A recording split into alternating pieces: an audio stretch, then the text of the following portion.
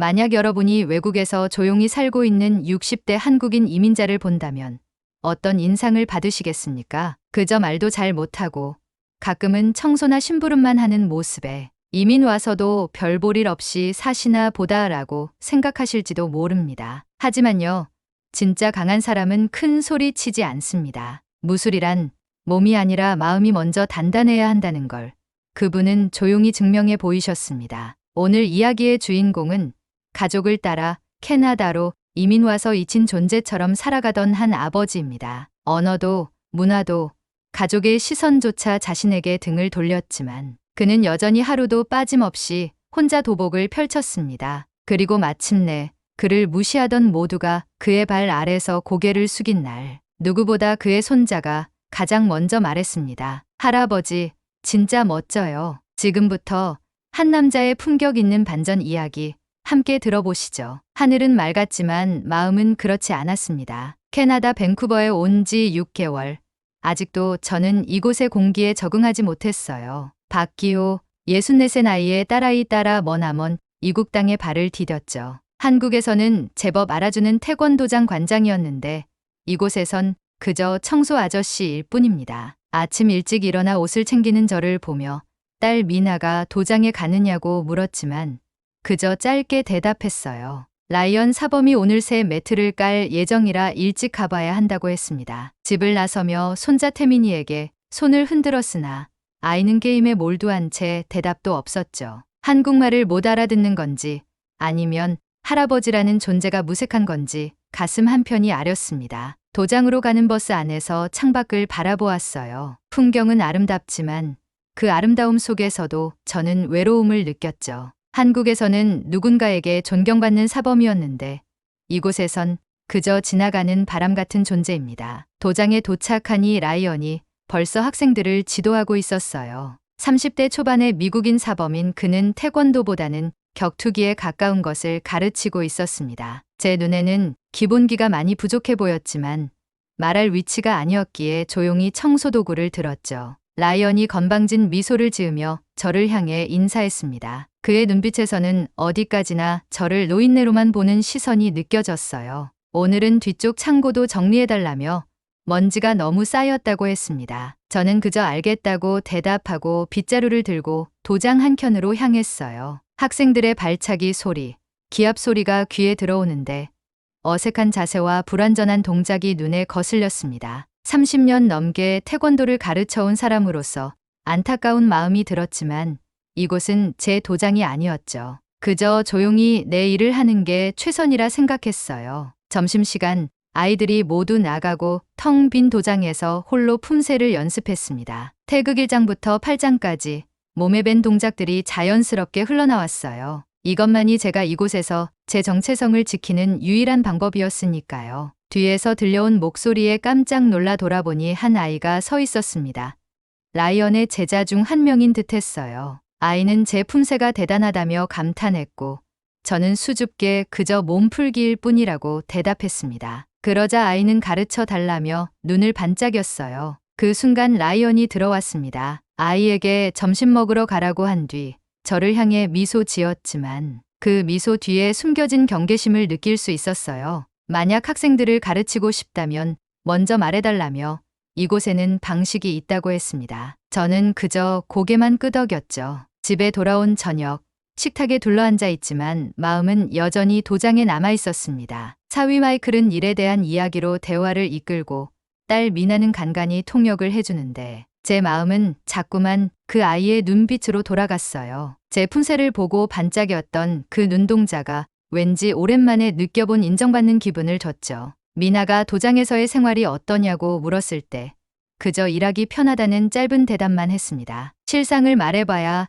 딸아이만 걱정시킬 뿐이니까요. 그런데 평소에 영어만 사용하던 태민이가 갑자기 한국어로 할아버지가 청소만 하는지 물었을 때는 놀랐어요. 그렇다고 이제 할아버지는 청소하는 사람이라고 대답하며 미소 지었지만 가슴 한구석이 아팠습니다. 예전에는 박 관장님이라 불리던 사람이었는데 이제는 그저 청소 아저씨가 되었으니까요. 태민이는 학교에서 가족 직업 말하기 숙제가 있었다며 할아버지가 태권도 선생님이었다고 했다고 말했어요. 미나가 놀란 눈으로 태민이를 바라보며 할아버지는 지금 청소를 한다고 정정하려 했지만 태민이는 고집스럽게 할아버지는 태권도 선생님이라고 주장했습니다. 친구 리암이 할아버지가 아침에 혼자 운동하는 것을 봤는데 정말 멋있었다고 했다는 말에 목이 메었어요. 어린 손자의 말 한마디가 마음을 따뜻하게 데웠지만 동시에 현실을 더 고통스럽게 느끼게 했습니다. 저는 이제 더 이상 사범이 아니었으니까요. 다음 날 아침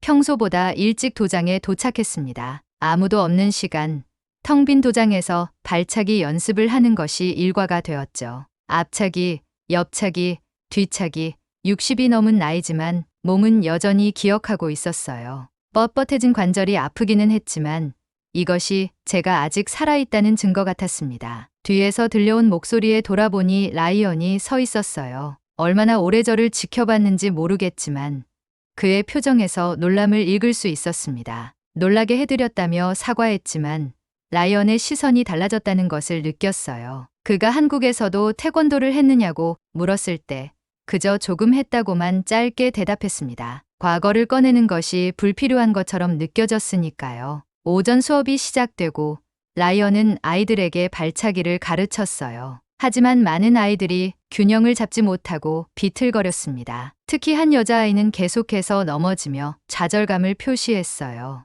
라이언의 목소리가 점점 날카로워지는 것을 듣고 있자니 참다 결국 저도 모르게 앞으로 나섰습니다. 도와드려도 되겠냐고 조심스레 물었죠. 일주일이 흘렀습니다.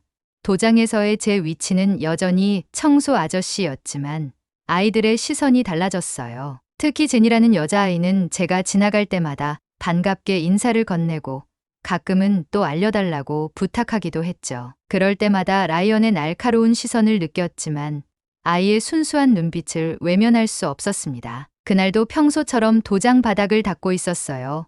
라이언은 고급반 학생들과 대련 연습을 하고 있었습니다. 그의 가르침은 제 눈에 거칠어 보였죠. 태권도의 정신보다는 이기는 기술만을 강조하는 듯했습니다. 더 세게 공격하라며 소리치는 라이언의 모습을 보고 있노라면 태권도에 대한 서로 다른 철학이 느껴졌어요. 한 학생이 과도하게 힘을 주어 발차기를 했다가 균형을 잃고 엉덩방아를 찧었습니다. 아이의 얼굴이 부끄러움으로 빨개졌을 때 라이언은 그저 일어나 다시 하라고 소리쳤어요. 저도 모르게 걸음을 멈추고 그 광경을 지켜보았죠. 마음속에서 무언가가 꿈틀거렸습니다. 30년 동안 아이들을 가르쳤던 사범의 본능이었을까요? 아니면 그저 노인의 참견이었을까요? 수업이 끝나고 아이들이 하나둘 집으로 돌아갔습니다. 묵묵히 마지막 청소를 마무리하고 있을 때 라이언이 다가왔어요. 그의 목소리에는 어떤 결심이 서린 듯했죠. 솔직히 말하자면 요즘 아이들이 자꾸 저에 대해 물어본다고 했습니다. 특히 제니는 박 아저씨가 더 잘 가르친다고 했다는 말에 내심 기분이 묘했지만 표정 관리를 했어요. 라이언이 한국에서 정말 태권도를 가르쳤는지 직접적으로 물었을 때 그저 오랫동안 했다고만 짧게 대답했습니다. 그러자 그의 눈빛이 날카로워지며 이곳은 자신의 도장이라고 10년 동안 일구어온 곳이라고 강조했어요. 한국식 태권도는 너무 형식적이며 여기서는 실전에 쓸 수 있는 기술을 가르친다는 말에 가슴이 아팠지만 표정을 감추었죠. 앞으로는 아이들 앞에서 기술을 보여주거나 가르치지 말고 청소와 뒷정리만 해달라는 라이언의 말은 공손했지만 그 속에 담긴 의미는 명확했습니다. 저는 이곳에서 원치 않는 존재였죠. 알겠다며 고개를 숙였어요. 자존심은 상했지만 이곳은 제 도장이 아니었고 딸 가족의 신세를 지고 있는 처지에서 일자리를 잃을 수는 없었습니다. 집으로 돌아가는 버스 안에서 창밖을 바라보았어요. 비가 내리기 시작했죠. 빗방울이 창문을 타고 흘러내리는 모습이 제 마음 같았습니다. 한국에서는 박 관장님이라 불리며 존경받던 사람이었는데 이제는 그저 박 아저씨, 심지어 청소 아저씨로 불리는 현실이 씁쓸했어요. 새벽 5시, 평소보다 일찍 일어났습니다. 창밖은 아직 어두웠지만 마음은 이미 결정을 내린 듯했어요. 조용히 운동복으로 갈아입고 오래된 가방 속에서 도복을 꺼내 들었죠. 30년 가까이 함께했던 검은 띠의 감촉이 익숙하면서도 낯설게 느껴졌습니다. 힘없이 손에 쥐었다 놓았다를 반복하며 생각에 잠겼어요. 태민이의 방을 살짝 들여다보았습니다. 손자는 깊은 잠에 빠져 있었지만 그 얼굴에 남은 작은 상처가 제 마음을 아프게 했어요. 할아버지는 진짜 태권도 선생님이었어요? 그 말이 계속 귓가에 맴돌았습니다. 집을 나와 아직 어둑한 거리를 걸었어요. 여름이라 해가 일찍 뜨기 시작했고 멀리서 붉은 태양이 모습을 드러내기 시작했죠. 도장까지는 버스로 30분 거리였지만 오늘은 걸어가기로 했습니다. 천천히 걸으며 생각을 정리할 시간이 필요했어요. 갑자기 누군가 부르는 소리에 돌아보니 앞에 서 있는 아시아계 여성이 반갑게 손을 흔들고 있었습니다. 처음 보는 얼굴이었어요. 그녀는 자신을 정지연이라고 소개하며 구미에서 저에게 배웠던 제자라고 했습니다. 약 15년 전 일이라고 했죠. 순간 놀라 말을 잇지 못했어요. 이런 우연이 있다니. 이국 땅에서 옛 제자를 만나다니 믿기지 않았습니다. 기억을 더듬어 지연이라는 이름을 떠올렸고 많이 컸다고 반갑게 인사했어요. 지연이는 제가 전혀 변하지 않았다며 기뻐했고 무슨 일로 밴쿠버에 왔는지 물었습니다. 딸아이가 여기 산다고 간단히 대답했어요. 지연이는 제가 지금도 태권도장을 운영하는지 물었고 그 질문에 목이 메었습니다. 그건 아니라고 말하자 지연이는 어디서 가르치냐며 자신의 아들도 저에게 배우고 싶다고 했어요. 지연이의 순수한 기대감이 더 말하기 어렵게 만들었죠. 지금은 가르치지 않고 그저 도장 청소를 도와주고 있다고 솔직히 말했습니다. 지연이의 얼굴에 놀라움이 스쳤어요. 청소를 한다는 사실에 믿을 수 없다는 반응이었죠. 경북에서 가장 유명한 사범님이었고 체전 메달리스트였는데 어떻게 그럴 수 있냐고 했습니다. 지연이의 말에 옛 기억이 물밀듯이 밀려왔어요. 과거의 영광, 이제는 너무 멀게만 느껴지는 시간들이었습니다. 사람 일이 다 그렇다며 쓴웃음을 지었고 지연이에게 어디 도장에 다니는지 물었어요. 와일드캣 태권도장이라는 대답에 순간 심장이 멈추는 듯했습니다. 세상이 참 좁다는 생각이 들었죠. 저도 그곳에서 일한다고 말하자 지연이는 놀라워했어요. 그녀의 아들이 제이슨이라니. 그날 제 품새를 보고 반짝이는 눈으로 바라보았던 바로 그 아이였습니다. 운명이란 참 묘한 것이었어요. 라이언의 시선이 달라졌습니다. 존경인지 경계인지 분간하기 어려운 복잡한 감정이 그의 눈에 어렸어요. 그가 조심스럽게 한국에서 어떤 도장을 운영했는지 물었을 때 잠시 망설였죠. 지난 6개월간 제 과거에 대해 누구에게도 말한 적이 없었지만 이제는 말해야 할 때가 온 것 같았습니다. 경북에서 박기호 태권도장을 20년 넘게 운영했다고 담담하게 대답했어요. 그 순간 라이언의 눈이 커졌습니다. 그가 제 이름을 알고 있다는 사실에 놀랐죠. 라이언은 전국체전 메달리스트 박기호 사범님이냐며 확인했고 오래전 일이지만 맞다고 인정했습니다. 라이언은 태권도를 배우기 시작했을 때 코치가 제 교본으로 가르쳤다고 했어요. 태권도의 정신과 기본이라는 책이었죠. 그의 목소리에 흥분이 묻어났습니다. 그 책을 기억했어요. 50대 초반에 쓴 책이었는데 그 책이 여기까지 와 있다니 신기했습니다. 라이언이 왜 말하지 않았냐고 물었을 때 깊은 한숨을 내쉬었어요. 말할 필요를 못 느꼈다고. 이제 그저 노인일 뿐이고 여기는 그의 도장이니까 그럴 필요가 없었다고 했죠. 라이언이 잠시 침묵했습니다. 그의 표정에 갈등이 비쳤어요. 이후 수업 시간 동안 라이언의 태도가 미묘하게 달라졌습니다. 가끔 저를 힐끗거리며 무언가 말하려다 그만두는 모습이 보였어요. 저는 평소처럼 묵묵히 청소를 이어갔죠. 오후 수업이 시작될 무렵 지연이가 아들 제이슨과 함께 도장에 들어왔습니다. 지연이는 저를 발견하자마자 활짝 웃으며 큰 소리로 관장님이라고 불렀어요. 그 순간 모든 사람들의 시선이 일제히 저에게로 향했습니다. 라이언을 포함한 모든 사람들이 놀란 표정으로 저를 바라보았죠. 지연이는 제게 다가와 정중히 인사했어요. 구미에서 마지막 봤을 때가 벌써 15년 전이라며 그때 배운 정신이 지금까지 자신의 삶의 지침이 되고 있다고 했습니다. 도장은 순간 조용해졌어요. 아이들도 학부모들도 모두 저와 지연이를 주목하고 있었죠. 그렇게 말해주어 고맙다고 했지만 부끄러운 마음에 시선을 피했습니다. 지연이는 아들 제이슨에게 제가 한국 최고의 태권도 사범 중 한 분이라고 소개했어요. 제이슨의 눈이 커졌고 그가 왜 여기서는 청소만 하느냐고 직설적으로 물었을 때 대답하기 곤란했습니다. 그때 라이언이 다가왔어요. 그는 제이슨에게 저를 박 사범님이라고 부르며 도장을 도와주고 있다고 설명했습니다. 처음 듣는 사범님이란 호칭이 귀에 낯설었어요. 지연이가 라이언에게 다가가 저에 대해 설명했습니다. 30년 전 전국체전에서 금메달을 땄고 지연이가 배웠을 때도 이미 전설적인 존재였다고 했어요. 라이언의 표정이 더욱 놀라움으로 가득 찼습니다. 도장 안의 모든 사람들이 이제 저를 다른 시선으로 바라보고 있었죠. 처음으로 청소 아저씨가 아닌 사범으로 보는 눈빛이었습니다. 집에 도착하니 미나와 태민이가 저녁을 준비하고 있었습니다. 현관에 들어서자 태민이가 저를 보고 뛰어왔어요. 오늘 자신의 친구가 저를 봤다며 흥분된 목소리로 말했죠. 누구냐고 물으니 제이슨이라고 태권도 배우는 아이라고 했습니다. 그 아이가 할아버지가 진짜 대단한 태권도 선생님이라고 했다는 말에 태민이의 눈이 반짝였어요. 그 눈빛에서 존경이 느껴졌습니다.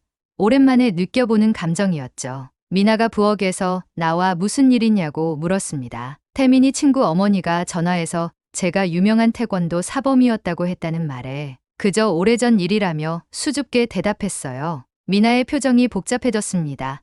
왜 말씀 안 하셨냐며 가족에게도 한 번도 얘기하지 않았다고 물었죠. 말할 필요를 못 느꼈다고 그건 다 지난 일이라고 대답했지만 미나의 눈에서 아쉬움이 느껴졌어요. 미나가 토요일에 뭐 하는지 물었습니다. 왜 묻는지 궁금해하며 되물으니 태민이의 학교 운동회가 있어서 같이 가자고 했어요. 토요일에 약속이 있을 것 같다고 하자 미나가 무슨 약속인지 궁금해했습니다. 도장에서 시범회가 있어서 참여해달라고 했다고 설명했어요. 미나의 눈이 커졌고 정말이냐며 자신들도 가도 되는지 물었습니다. 태민이의 운동회는 오전에 끝난다고 했죠. 태민이는 할아버지 태권도 보러 가자며 환호성을 질렀어요. 망설였습니다.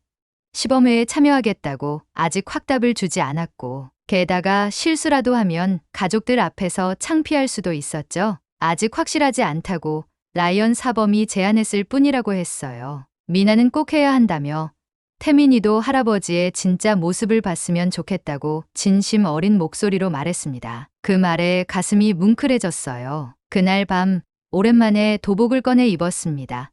거울 앞에 서서 자신을 바라보니 감회가 새로웠어요. 나이든 얼굴, 주름진 손.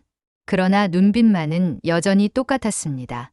그 눈에는 아직도 열정이 남아 있었죠. 천천히 품새를 연습했어요. 태극사장, 팔장, 고려.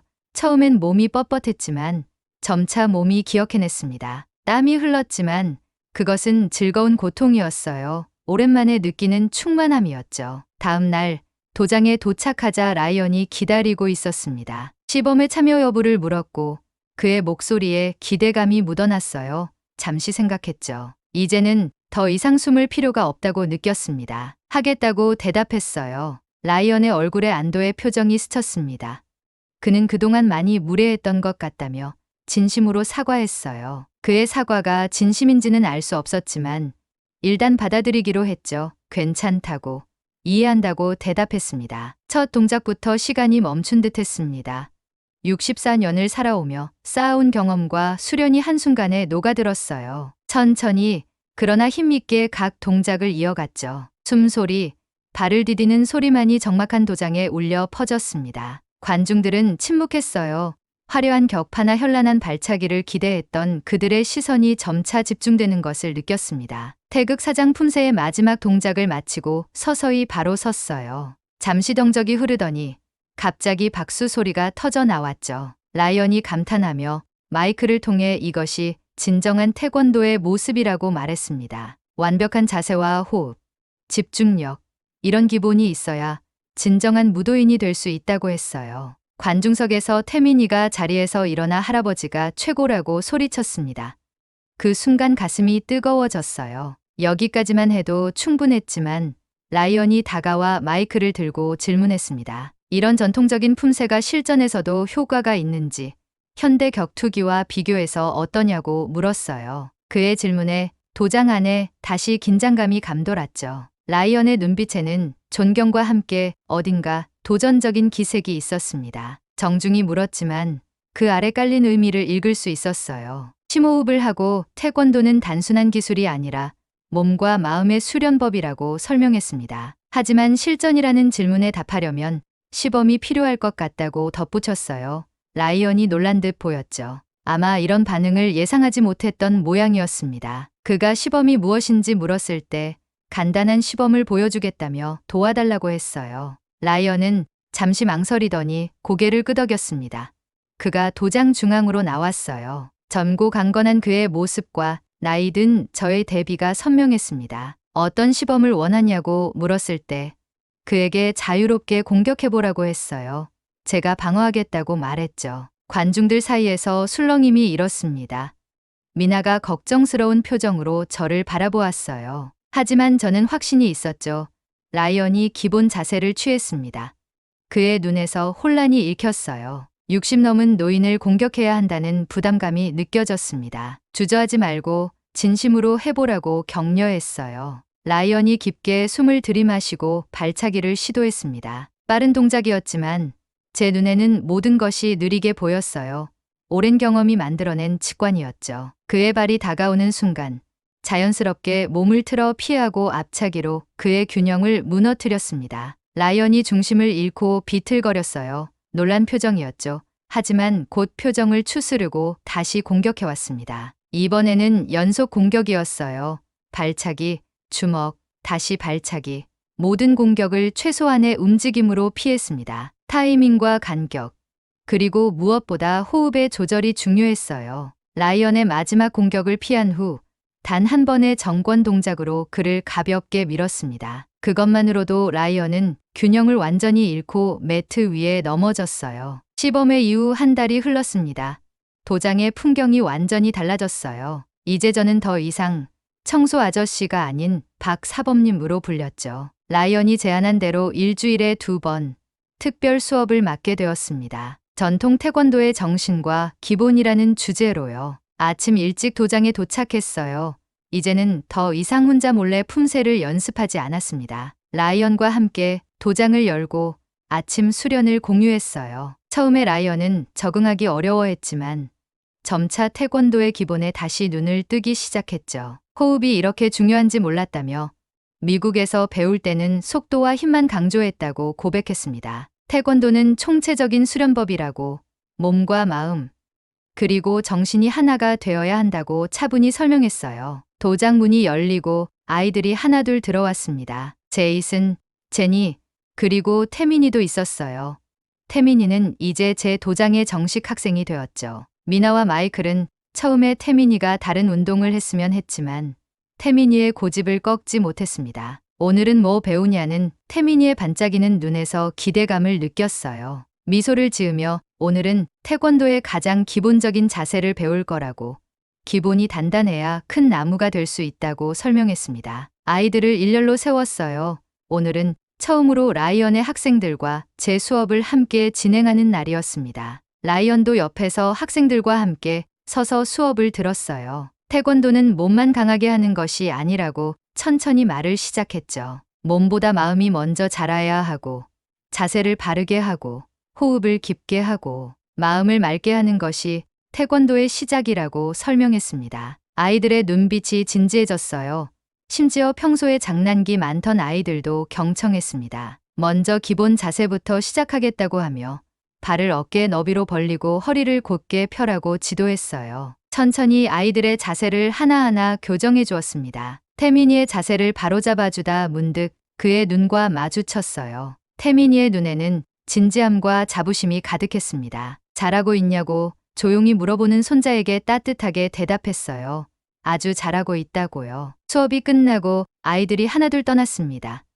태민이는 미나와 함께 기다렸다가 저에게 다가왔어요. 집에서 라이언 사범님이랑 다른 학생들을 초대해서 파티할 거라며 신나게 말했죠. 미나가 웃으며 첫 수업을 축하하는 자리라고 설명했습니다. 마이클도 정말 기대하고 있다고, 제가 어떤 사람이었는지 이제야 제대로 알게 되었다고 했어요. 가슴이 따뜻해졌습니다. 도장을 나서는데 라이언이 다가왔어요.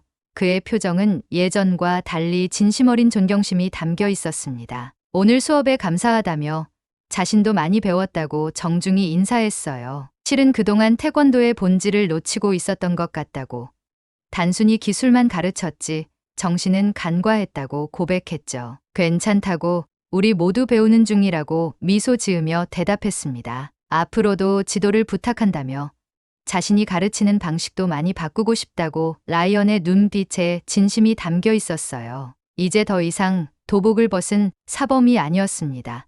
다시 도장을 울리는 진정한 사범으로 돌아왔죠. 나이는 들었지만 정신은 더 단단해졌습니다. 떠나온 고국에 대한 그리움도 있지만 이곳에서 새로운 뿌리를 내리고 있다는 확신이 들었어요. 손자에게 그리고 이곳 아이들에게 태권도의 참된 모습을 전해줄 수 있다는 것만으로도 충분히 행복했습니다. 오늘 사연 어떻게 들으셨나요?